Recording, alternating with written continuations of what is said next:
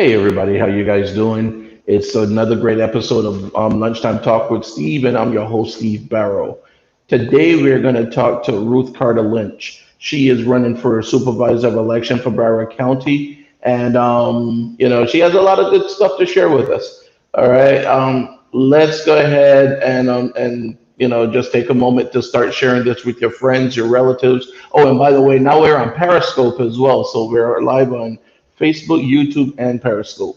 So go ahead and make sure you like us on all platforms and share it out, share the link. Even if you're watching in a repeat right now, just go ahead and still share it either way. All right. I look forward to talking to Ruth in just a moment. We'll be right back.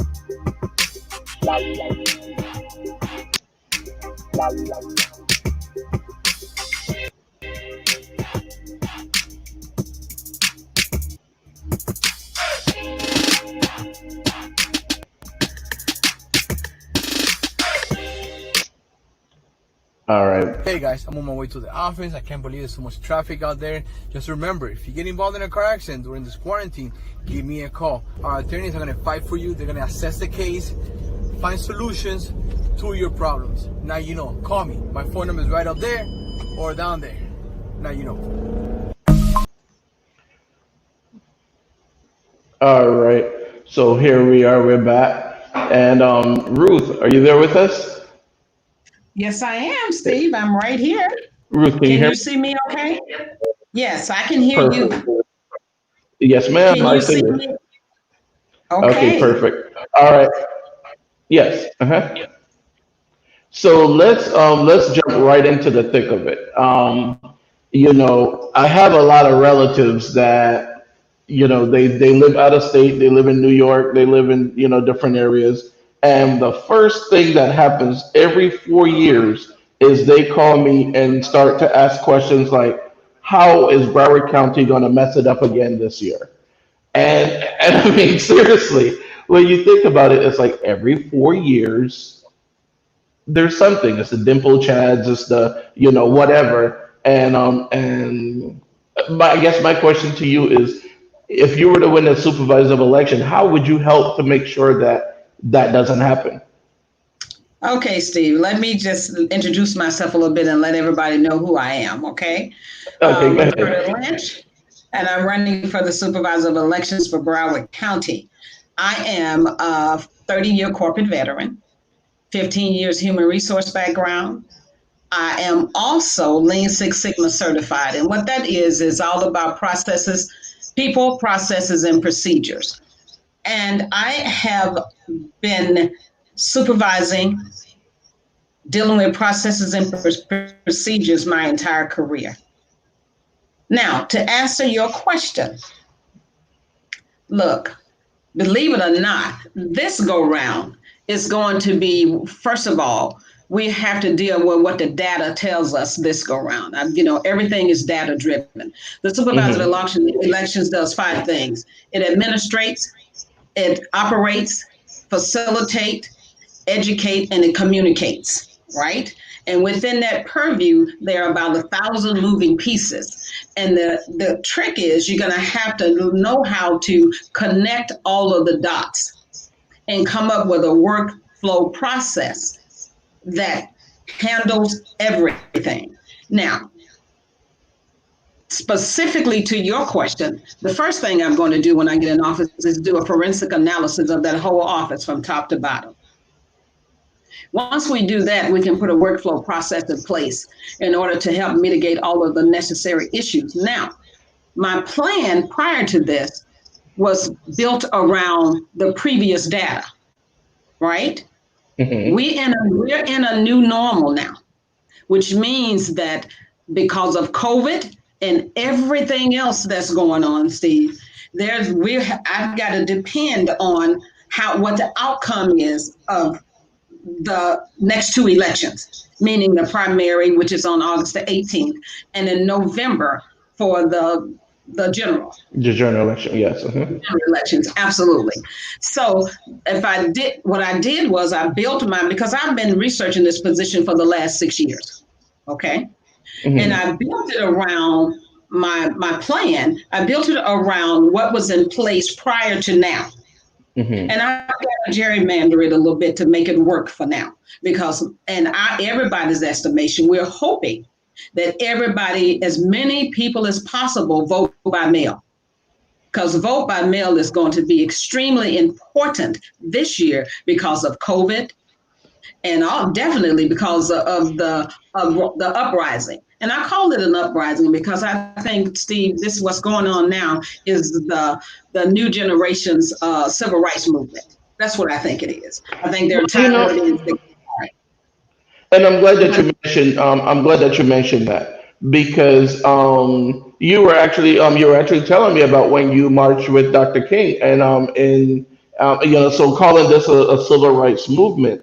mhm, I mean, mhm, and you're one of the very few that actually use those words. And so mhm. but you know what you're talking about when you call it a civil rights movement. Yeah, and I'll hit on that just a little bit, Steve. About I'm originally from Greenwood, Mississippi, and I grew up in the 50s, 60s, and 70s, right? It's one of those places that if you blink, And you miss it, right? yeah. Oh, no, my place, I was a little bigger, Steve. I had actually 34,000 people in my hometown when I Wow. was growing up. Okay. So we were considered the business district. All right. But Dr. King came down. It was Dr. King, Congressman John Lewis, Stokely Carmichael, and a few other civil rights leaders. And they came down, and because Mississippi was having a hard time getting people, registering people to vote. And believe it or not, we understood and I know everybody's talking about the kids being out there with COVID and all of that kind of thing, but we understood back in the day that you knew what the outcome would probably be. And that was voting, registering to vote, civil rights was so important that you had to understand that death was a part of that. And it was that important. And I know everybody's talking about the kids being out there, COVID and everything. I would like to look at it from a positive standpoint, that this is so important to them that they're willing to risk whatever it takes to make the changes. So that's what I would like to think about that. I have had the opportunity. I've sat on my porch, Steve, and they was talking about looting and tearing up and all of that kind of stuff. Right. We didn't do the looting and the tearing up back then. They did. Okay. And what happened was I have sat and watched water holes actually the force is so devastating that they would actually pick people up off of the ground and drop them with water, trying to keep them from doing what and they let the dogs out on people. I've seen people where the dogs have had a man's head in his mouth, dragging him down the street. And when he let him go, that man still got up and kept on singing, "We Shall Overcome." So I just wanted to throw that out there. So I understand what's going on with them from a deeper level. And let's talk about thievery, for instance. With the CARES Act that they put out for everybody. But Steve, the billionaires and millionaires got 500 million of that. Okay. And the little person got we got $1,200, right? well, So that's that. Let's just put all of this stuff in perspective. And here's my prayer. My prayer is that at the end of the day, we come together with a strategic plan where we can change some of these laws. And that's my take on that piece. Well, let me ask you another question, because you mentioned the mail-in ballots. How do we know that these mail-in ballots are actually being counted and not just being put in, a storage room or something? How do we know that they're actually counting those and not counting just the actual ballots that are being done on that day? Steve, we don't. That's the quick answer to your question. We hope the process works. So now here's how I would mitigate that. I would, you notice how, what is it, UPS and all of these different places have trackers on everything. You can sit on your phone and know where your package is, right? Why don't we put trackers on everything and we can know at any given time where they are? That makes sense. And you know what I mean? That's real simple. Now, the only hindrance can be is, and I'm having my team research that now, is the state statutes that governs that particular process. Because this whole office, Steve, is governed by state statute. And we don't have anything per se. It's all administrative. We don't have anything per se to do with voter suppression. That's inherent in the way the statutes were designed around the voting here. So we have to make sure we, one, put the right people in place in the office that has this issue top of mind. Because at the end of the day, we want to make sure that everybody have an equal opportunity to cast their vote. And as far as what? No, go ahead. Yeah. No, and as far as being able to count the votes, that type of thing, because they, during the general election, we're going to take a look. I'm going to really watch how things are going really closely now. But during the general election, we got to make sure that we have two I don't want to say it, two shifts, Steve. If you understand call centers and working with people like that, you want to have two shifts. You want to have a shift from 7 to 7 in the morning, counting these ballots, because we're talking about hundreds of thousands of ballots, right? And there's no way you can, and from where I'm standing in my research, there's no way you can count all of those ballots from an 8 to 5 job. Or 7 to 5. You can't hold them over to the next day. So the people that would be in my community outreach, on my voter outreach department, during these major elections, they can double as the second shift for counting ballots. Now that's the way I'm viewing it right now. So that way we're never lagging behind in the ballot count. We're not waiting until the last minute to do that. All right, Ruth, give me just a moment. I actually got to run a quick commercial, and I'll be right back, okay? All right. Give me just 1 second. You know how it is. You got to Okay. pay. You got to pay the bills. You know. You gotta pay the bills. Yeah. You gotta pay the bills. Yeah. Hey guys, I'm on my way to the office. I can't believe there's so much traffic out there. Just remember, if you get involved in a car accident during this quarantine, give me a call. Our attorneys are going to fight for you. They're going to assess the case, find solutions to your problems. Now you know. Call me. My phone number is right up there or down there. Now you know.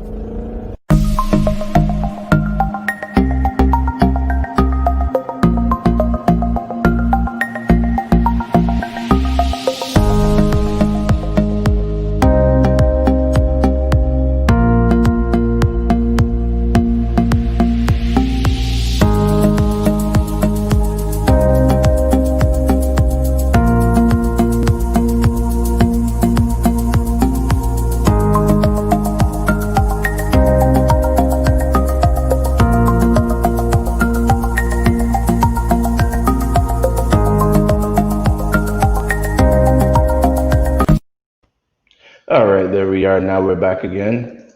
All right, so sorry All about that. righty. All righty. Because I know you were in the middle of a No, thought, but go I right was being ahead. Go right reminded that ahead. that we got to run that commercial break. Yeah, yeah, I can imagine. Yeah, you got to do that. There's just so All many right. things. Steve, there are just so many things that hampers. I'm sorry, I'm looking at a new somebody just sent me. Here's the real reason why the GOP don't want mail-in voting. Mhm. Because and I was just taking a look at that. What's so funny and what's amazing to me in doing my research, I realized that prior to vote by mail becoming so important to everybody in the United States, the GOP had been using it very effectively for a long time.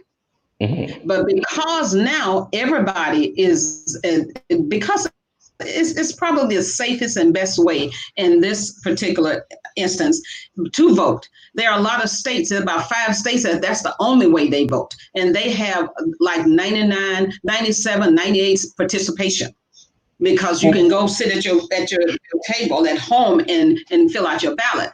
But the fact of the matter is that I have to be mindful of some of the shenanigans that people are going to try to play.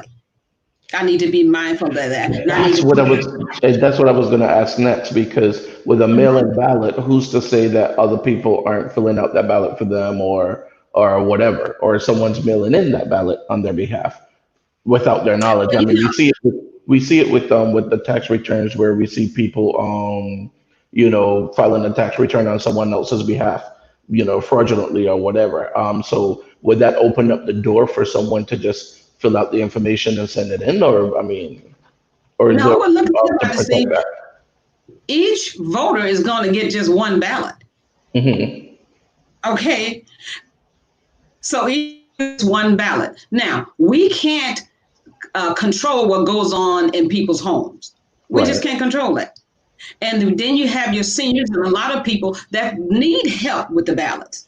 I think Hmm. what I plan to do is, the clergy, the Christian community, the churches. I mean, just say churches around here. Hmm. That's where you can find just about everybody.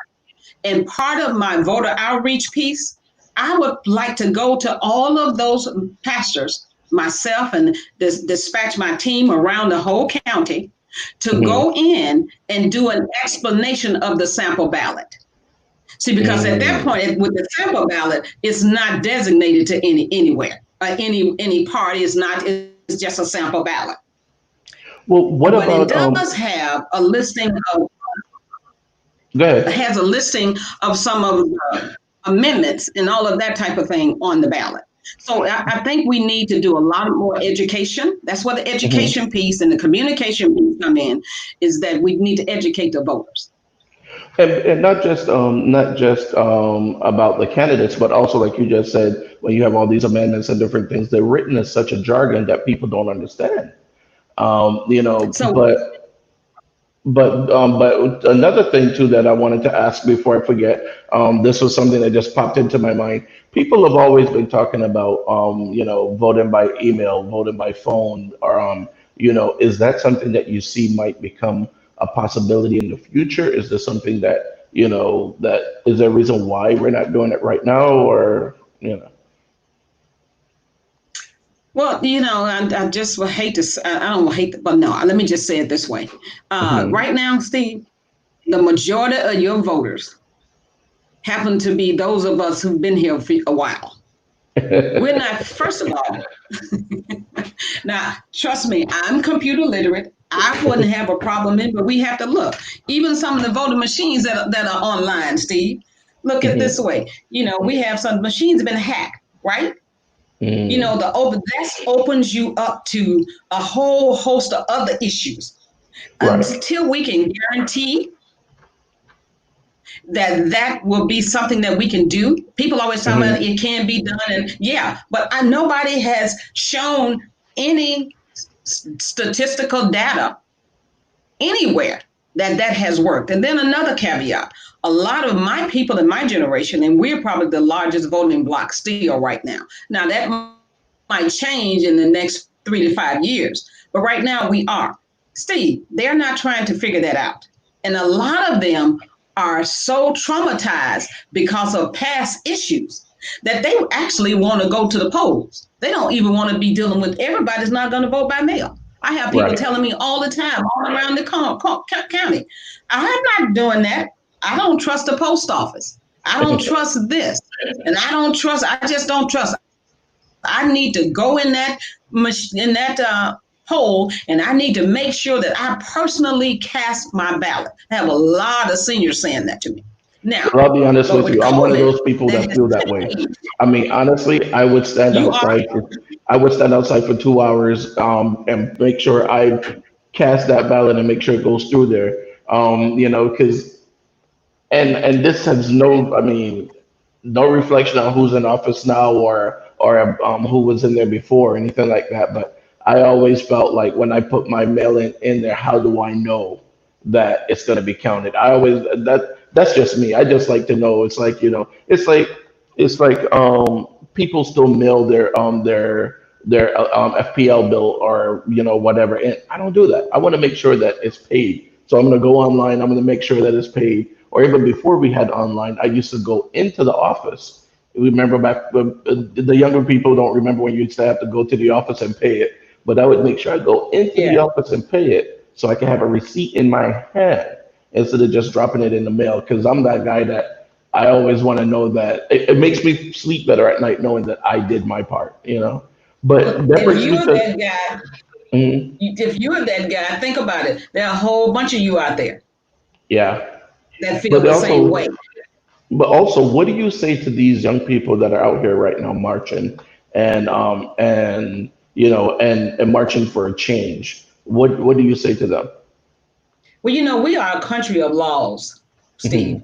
and we really and truly are. And unfortunately, a lot of the laws on the books are so archaic, and they don't even speak to what's going on now.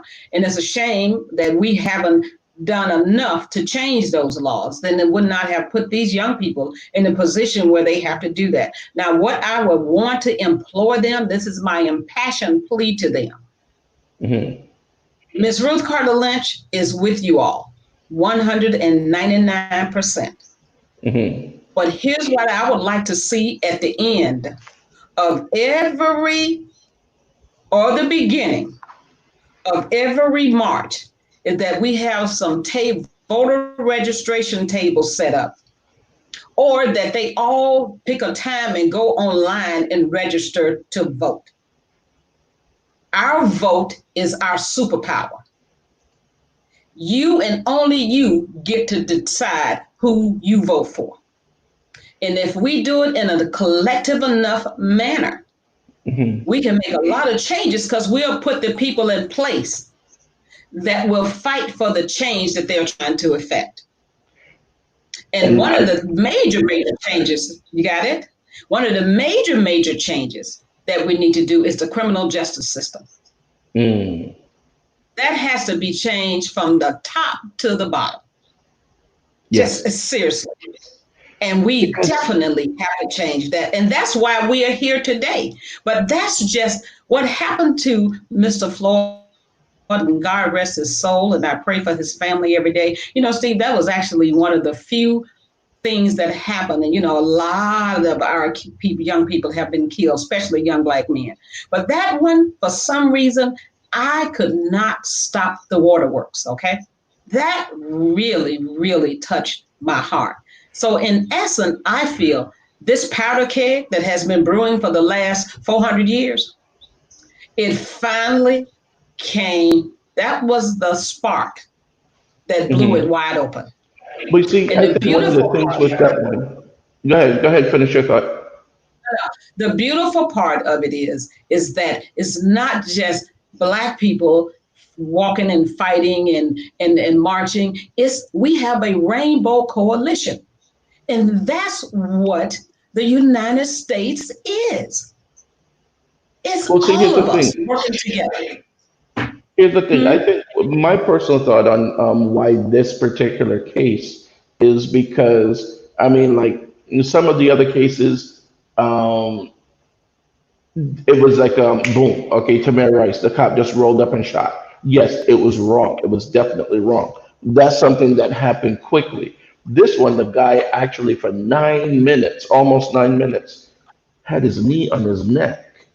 And even though the man was begging and pleading, still, even after he was unresponsive. So I think when people started to look at that, they started to think, well, wait a second. If this guy did that to him, he could do it to anyone. That was not an accident. That was definitely not an accident. That wasn't a, oh, he shot him by accident. His trigger finger, or any other excuse that they could have used in the past. I feared for my life. Any of the other excuses, there's no excuse. So I think that that was one of the things. But I do believe that we are going to see a change from this because, like you said, we are seeing a lot of whites and Hispanics and everyone else out there marching with us. And I really do believe that that is going to make a difference because now it's not just a Black issue. It's an everyone issue, and everyone is looking at it and caring. Now, we marched with others time and time and time again. We marched with Stoneman Douglas when they had their shooting. We stood with Pulse when they had theirs. We stood with Las Vegas when they had theirs. We stood with the white community every time that they've had a shooting of one of their own shooting, doing a mass shooting. We've stood with them, and that's why and every day I ask my white friends, co-workers, different people to stand with us and to publicly stand with us because we publicly stood with them when when there was no benefit to us. We still stood with them because it was a human life lost, and we felt it. And so we ask that they feel it the same way. So let me get off my soapbox for a second, and you can go. That's okay. I'm enjoying it, but let me speak to that. You Mm, know, wrong is just wrong, right? mm, There and there's no right way to do the wrong thing. mm, So we understand that as a people more so than anybody. We understand that as a mm. people. But when something as atrocious as MSD happens, that's look, Steve. If you have a child, anybody with a child felt that, Definitely. right? Anyone with a So heart, it child or was no child, incumbent on child or us. no child, anyone with a heart felt that. Exactly. But Steve also, but to not go off topic too much, but Steve, we also failed the shooter. The We system did. failed the shooter. Exactly. Indeed, they We did. failed the shooter, and we got to start taking responsibility for that, and understand that we failed him too, and make sure that we take a real copious look at how we do things with our children in these schools and just with our young people. Period. And actually, let's take a step back and start listening to what they have to say. Because I'm trained well. I have two phenomenal daughters, and Hmm. they keep their mother trained on mom. That's what's in your head. You need to understand and have and just listen for a minute. And I've had them say to me, Mom, just can you just not talk and just listen to us? And that has helped me tremendously, Steve. It has helped me be able to help mentor a lot of kids around Broward County. And I'm going to give a shout out to one of the best mentoring programs in a school in Broward County that I'm a part of, and that's Parkway Middle School. Steve, we have been able to get over 120 mentors to come in and mentor the children that are underprivileged. And it has been phenomenal, okay? And that's what we have to do too. We have to start caring about everything in our community. It's just not about us anymore. It's about all of us. So that's what we have to do. And that's my little thoughts on that. And I actually participated in the Dads Chat. I was one of the key speakers in the Dads Chat last year, as a matter of fact, at Parkway. So we're doing a lot of good stuff at Parkway, but again, we still need a lot of help with the schools, and that's a topic for another day because we could go into that one for hours. Jennifer was saying Trump says he's not for mail-in ballots, so we can fight for it. Trump already have his people ready to steal them. What do you say about that? Well, what I say about that is what I just told you. First of all, we just got to make sure that here in Broward County, let me speak to Broward County. We have to make sure that we have people that are properly trained in place and understand what their job is specifically. We also have to make sure, back to my original point, Steve, what we can do is we can make sure that we're mitigating that situation by putting trackers on the containers that house the ballots, putting trackers on the trucks that brings the ballots to us, and having people that are properly trained inside the office with a process in place that's very transparent to everybody. Maybe we should get Brinks. Maybe we should get Brinks or one of those companies to transport the ballots, so we make sure that, hey, they transport money and gold and diamonds and they get there. So maybe we should have them transport the ballots. I'm just saying. So what now? Go ahead. Say that again, Steve. I missed it. I said Brinks, the Brinks company, the armored cars, they transport money, gold, and diamonds, and they get from point A to point B. So maybe we should get them to transport our ballots. Well, let me just say this: we already have the Highway Patrol and the law enforcement that actually help right along with the person that's picking up the ballots and bringing them back to the Supervisor of Elections office right now. But I'm trying to further eliminate human error. I want to be able to, because I'm married to a man that used to own 2 trucking companies. And he could set up, and I could see him sitting at the computer, and he would say, "Why is Rob there 20 minutes longer than he had to be? Why, Rob?" Then he'll call Rob on the phone. "Rob, where are you? And why you haven't moved in the last 15 minutes?" And that kind of piqued my interest on how we can mitigate and manage that situation. So, at the end of the day, we've got to train, Steve, train, and more training. And we can't wait until, and that's another thing, we're dealing with volunteers and we're dealing with paid temporary employees, right? Mm-hmm. And when you're dealing with volunteers, and when you've got to make it worth their while as well. And the paid employees, we just got to make sure that they're trained properly, because with an election, you can have for let's say a local election, you might only need 250 people for a local election because you're talking one city, maybe, or 3 or 4 cities at a time. But when you're talking about a governor's election or a presidential election, that can go from anywhere from 250 people to 7,000, depending on how many polls you have. So, therein itself lies a lot of issues if they're not trained properly. Look, let's. I want to get back to. I want to get to another point.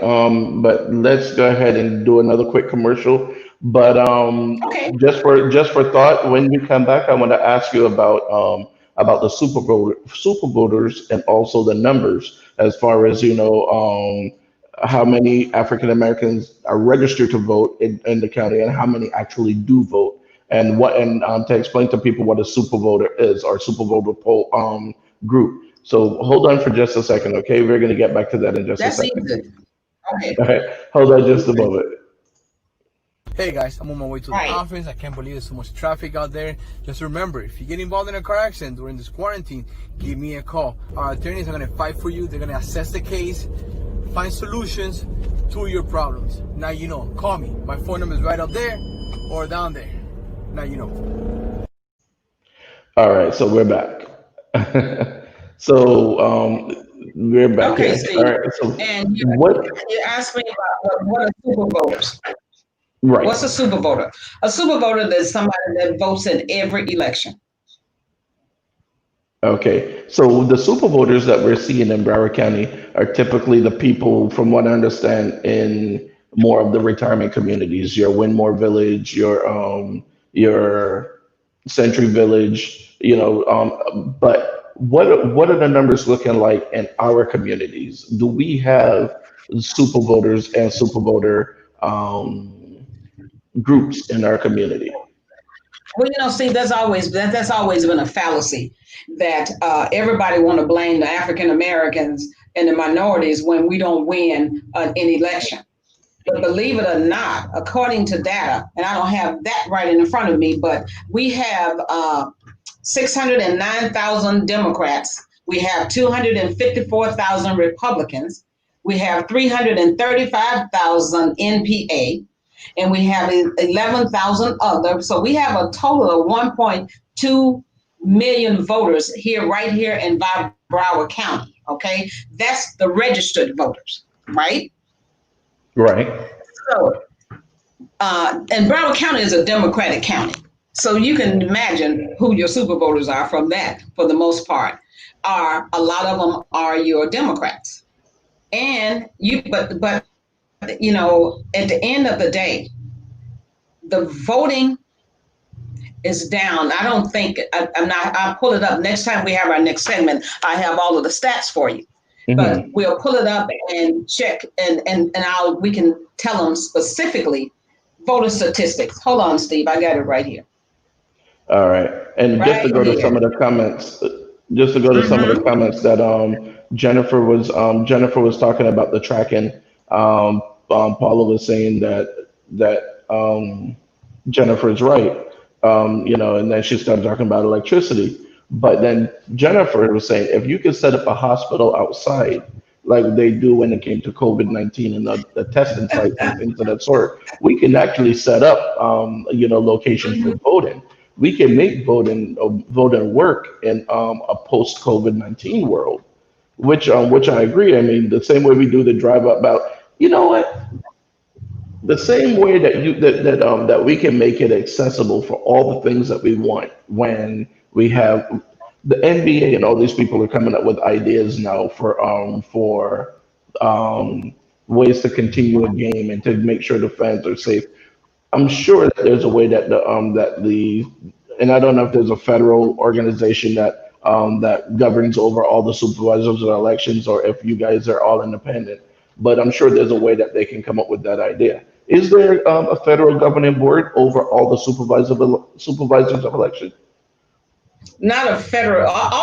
All states are in control of the elections. Each state controls the election. The governor and his team. That's who the legislature controls the election. They set up the state statutes. We're governed by the state statutes. Okay, and that's a state by state situation. Hmm. So, okay, Paula was asking, are we currently tracking ballots en route? Um, That's because you something said that that. I'm proposing. I'm Mhm. proposing, Paula. I don't know for sure. That's something that I propose. And I have asked a lot of questions about that. And what I was told is that currently, the way they track the ballots is that we have armored law enforcement riding Mhm. along with the ballots from one point to another. But see, that would, but the tracking would be something that would eliminate probably a lot of that. You know, still, we probably need them there. An armed guard, we probably do need them there. But the tracking would let us know, probably eliminate a lot of lost ballots. That's my Right. concern with the tracking piece. Right, because sometimes we see after the election, oh, they found some in a closet somewhere or whatever, or in a warehouse somewhere, and it's like, well, if you put out 1,000 bins and you only got back 950 bins, it should trigger their 50 bins missing. I would think. Now that's and all of that stuff, Steve, that I have. That's once I get there. Mhm. Regardless of what people tell you, you really don't know until you actually can put your hands on the process, right? And True. you have to understand the process from start to finish. So yeah, but with trackers on the bins, think about it, Steve. And I was talking about that earlier. With trackers on the bins, if Hmm. I knew that when they got to me, I only had 950 bins and I got 50 bins somewhere, I can go to my logistical department and find out where those bins are Exactly. and send somebody to pick them up. That's the key to tracking, the tracking piece. Okay. And I think And we really need to, that will I think we eliminate a really need whole lot to, of problems. yeah, we should do Mhm. there should be some kind of a petition going around to put that on the ballot where we make that, where we can implement that as maybe a state law or something where there's a tracking on it. Nowadays, with the way that technology is, we can easily do that. I mean, if worse come to Well, you worse know and what, we don't, Steve? uh I don't think let me just say this because, like I said, we have a bunch of state statutes, right? And hmm a lot of the times you don't have to necessarily change the law because it has that power. We can ask the governor in certain situations to do an executive order until we can get it on the ballot, until we true. can change the laws. They just be able to change the state statutes in legislature. But in the meantime, in order to make sure that works, I plan to lobby the governor to for with along with the other 67 SOEs, right? Because hmm you need to have people on board with you. With the others, have a conversation with them that we ask the governor in the interim to do an executive order so we can make that happen. Then, when the legislature go back in session, then they can hmm take it up and make it part of the state statutes. So we should look into doing into something like that. That's an awesome idea. I think that's one of the best ideas I heard so far. For real, I Well, think it Steve, is. I told you, I've been researching this position for the last 6 years because I was Hmm. going to run before, had Dr. Snipes not run. Okay, I was going to run, but that didn't stop me from continuing to do my research. For instance, even though I'm not in office right now, what I've done already, I've written 2 letters to the governor. One Hmm. of the letters was to assist in mitigating the COVID situation was to, there are machines called ballot on demand machines. Those are the Hmm. machines that they use during early voting, right? So, during early voting, you can go anywhere in the county and vote, regardless of where you live. So, I requested that he extend the early voting, because a lot of people are going to go early vote, extend the early voting to Hmm. 21 days, Hmm. and by bringing all ballot on demand machines, because no matter where you go, Steve, it'll spit out, based on your ID, it'll spit out your ballot for your particular area, right? Right. So that's the beauty of it. So you don't have you that also would eliminate all these 900,000 people having to stand in line, because I don't care where you are, you just can go and vote. And that's a good How about idea that? because then you can vote. You can vote close to work. You can vote wherever it's convenient. If you see that the line at the Lauderhill Mall is extremely long, you can go to another location that may be just a mile away or 2 miles away that not that many people are standing in. So that would be a good idea. That would be a great idea. And I also, along with that, I also suggested that in addition to doing that, is that we probably cut down the 577 precincts, because let me just tell you what happens with that. Hmm. At the end of the day, what can happen is when you go stand in these lines at all this 577 precincts on election day, Steve, if Hmm. you wind up at the wrong precinct, you get what's called a provisional ballot. Yes. And everybody know your provisional ballot may count and it may not count. Okay. Exactly.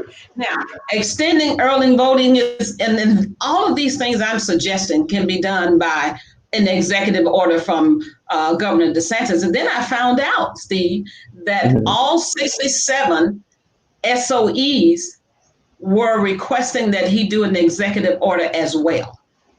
I also sent him a letter prior to him asking for, because the CARES Act put in, I think, over $400 million to help all voters around the United States, all supervisor of elections offices. Hmm. And Governor DeSantis had not requested it.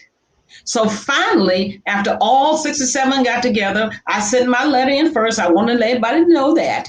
They got together and he finally requested the funds, because Florida got $20 million of that. That was $20 million just sitting off to the side, waiting for him to ask for it.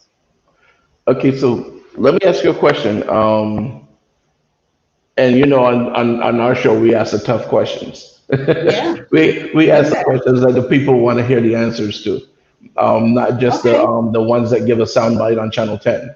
right. Um, what do you think of the entire thing with Dr. Snipes? Do you think that that was handled properly? Do you think, I mean, by the governor's standpoint, and do you think that she was singled out? Steve, let me just go on record, because you're not the first person to ask me that question. Everywhere I go, that question is asked of everybody. And let me give you my answer to that. And that's the beauty of being in this system and understanding politics from the level that I understand politics. First Hmm. of all, Rick Scott happened to Dr. Snipes, okay? Let me just put that out there. That office, Steve, based on my research, had not been properly, the systems in place, and part of it is because of the state statutes. She has to follow the state statutes. I don't care what they think about her. She had to follow the state statutes. And the reason why all of the publicity went sideways is because Rick Scott wanted a hurry up count on the ballots. And when people that don't understand the process, and trust me, I tell you, most people don't understand the process. Everybody want to point the finger at somebody. Now, having said that, all of us, there are a lot of things that could have been handled a little differently, but it's a lot of stuff you don't know until you're in that particular position. Now, I don't want to say it's everything, but we all, at any given time, if Rick Scott had not done what he did, we wouldn't even be having this conversation. Because let me tell you, a whole lot of other people prior to Dr. Snipes made a lot of mistakes. And let me talk about what she did good. Okay. Let Hmm. me do that real quick. Yes, please. Dr.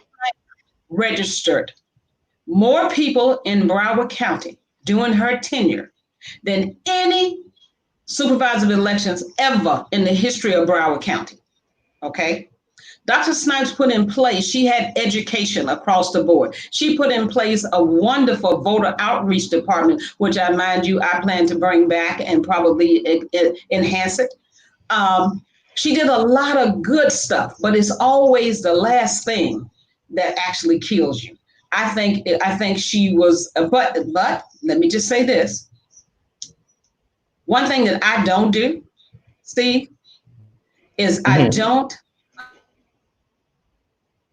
attack people. I You attack broke up. processes and procedures. That's one thing I Okay. don't do.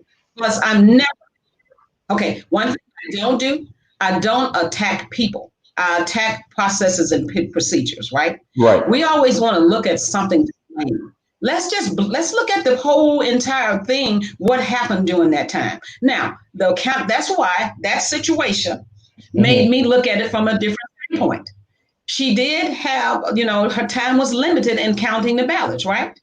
With that many ballots, and first of all, that's the first time in the history of Broward County that we had that many ballots to count during that election.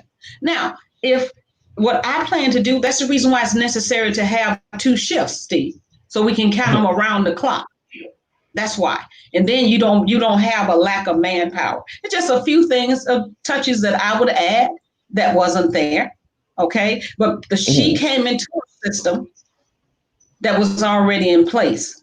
And everything that I'm talking about, I've got to make sure that I'm within the guidelines of the state statute.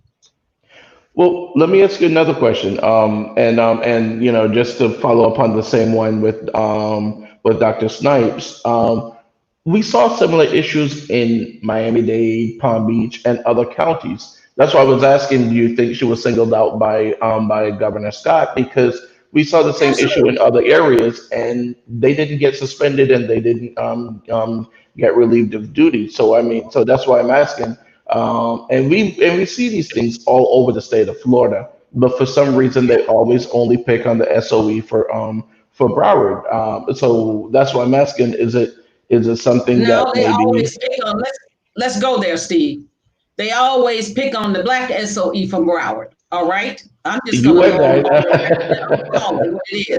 Now, since we talking real talk, because Jane Carroll was in that office doing the hanging chads. Yes, and no one said anything. Nobody said anything about Hmm. how that was done, right?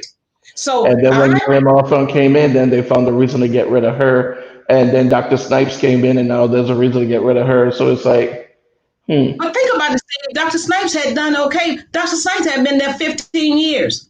Okay? yeah, she did a great job from what I understand. She had been there for 15 years and had done a great job. Rick Scott threw a temper tantrum. As a matter of fact, he wanted to go up to, as a matter of fact, he went to Washington, D.C. to hang out with 45, even before the count was finished. Right? So, we have to take a look at along the underlying issues. And one thing that we have to stop doing, just because somebody like Rick Scott and whoever else got on TV and made disparaging remarks about Dr. Snipes, and here again, we're going to believe them. We're going to believe them just because somebody like Rick Scott that's got a senator title or a governor title behind his name says some disparaging remarks about, let's say, Ruth Carter-Lynch. So everybody's going to jump on the bandwagon and believe that. Now, one thing that I will do that's probably because she was battle tested. Well, probably. You froze. Because you notice I don't have any problems with in my mind. And also, I am the head of the department, right? The buck stops with me. I don't care who does it. It's my responsibility. And I don't have a problem taking that responsibility. All right, so we're about to wrap up. We only have a couple more minutes. So, what's your final thought for our viewers and for the voters of Broward County? My final thoughts for the reviewers is this. Again, Ruth Carter-Lynch. I have researched this position for the last 6 years. I am a processes and procedures person. I'll put that in place. I also lobbied Washington, D.C. during the civil rights movement, not during the civil rights movement, during the Clinton administration on behalf of minorities and women. I've also written policy. So one of the things that I'm Ruth? not at a loss for is how I enjoy it.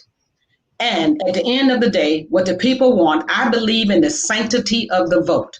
I believe that Broward County can deliver a system of processes and procedures that are honest, fair, and transparent, in a system that the people of voters of Broward County can be proud of. At the end of the day, one thing that you can count on from me: if you want the truth, vote for Ruth. Thank you, Steve. Thank you very much. I appreciate it, and I appreciate you being on the show. As always, I like to bring some knowledge and some information to my viewers, and I think you did a great job doing that today. You did an awesome job. Thank you, So Steve. you guys, you guys We'll heard come it back here. anytime. I'm sorry. I will come back anytime to talk about other things too, Well, what we're gonna do too is we're actually gonna because have a life candidate happens. forum. We all need to have. We're gonna have a Okay, candidate forum okay, coming up. great, great, What I'm gonna do is I'm gonna wait great. till after qualification, and Okay. because qualification is next Friday at noon. So after and everyone that That's the end qualifies. of qualification. Mhm. Well, I have you know, Steve. I paid my money on June 2nd. I went down, Mhm. and I will be. You will see me as qualified on June 8th. Okay. All right. So we're gonna definitely go and make sure that once everyone's been qualified on June 12th at noon, I'll start sending out the emails to everyone that qualified and invite them to be on the candidate forums for different all the different positions of Broward County, because one of the biggest things is voters need to know who they're voting for. All right. So Ruth, I thank you very much for being on the show. I appreciate it, and we'll definitely have you back on again. Thank you, Steve. Appreciate it. Have a wonderful day and stay safe. You Okay. too. All right, you too. So, guys, you heard it here first. You got all the information that you need. We're going to have the other candidates on as well. I've sent out invitations to different candidates, and as they reply, then we bring them on the show. But we are going to have a candidate forum where you get to ask all of the candidates the same questions and hear how they reply to certain things. I really want you guys to be more informed about the people that are running, because sometimes we see a name, but we don't know that person. We don't know their history, don't know what they stand for. So I like to bring everyone to you guys so that you guys can get to get more involved in the whole process. All right. So again, tomorrow, who do I have on tomorrow? I have on Ryan Jackson, and she is actually designs curriculum for schools. So there's a lot that we're going to talk about when it comes to the new normal and the new curriculums, and even some of the things that she's done in the past and different school organizations that she's designed curriculums for. So, guys, again, I thank you very much for watching. Get out there, vote. We don't just protest, but vote. You have to vote. Yes, walking up and down the street is all fine and well with a sign, but if you don't vote, then it doesn't make sense. You might as well stay home if you're not going to vote. Don't march if you're not going to vote. Get out and vote. All right. Do a random act of kindness for a stranger. If you guys see that there's someone that needs to get to the food bank, they don't have a car, they don't have a vehicle, help them out, help them to get there. Because one thing I see on TV is I see a line of cars when they go to the food bank. But what about the guy that rides the bus? How's he getting food? Help him out. You take your neighbor, your friend, your relative, whoever that needs it. Help them, all right? There's a lot that we need to start doing. Let's see. Jennifer, okay, thanks, Jennifer. Motivate the vote. Would be involved in the community forum. Definitely, definitely. All right, thank you very much. And again, guys, as always, take care of each other, take care of yourselves, and do a random act of kindness. Peace, people.